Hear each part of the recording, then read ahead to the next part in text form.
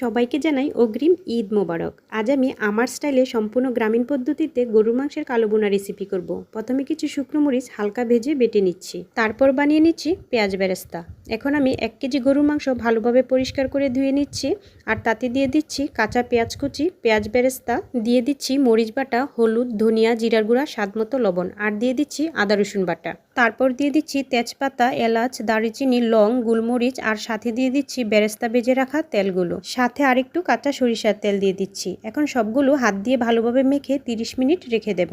এখন রান্না করে নেব। অনেকটা সময় ধরে রান্না করতে হবে যাতে করে মাংসটা একেবারে সিদ্ধ হয়ে যায়। আমি কিন্তু কোনো পানি ব্যবহার করিনি, মাংসের পানি দিয়েই রান্নাটা শেষ করব। এখন মাংসগুলো খুব ভালোভাবে সিদ্ধ হয়ে গেছে। এখন বাগার দিয়ে দিব, 3টা শুকনো মরিচ আর সরিষার তেল দিয়ে দিলাম, সাথে পেঁয়াজ কুচি, রসুন কুচি আর আদা কুচি দিয়ে দিলাম।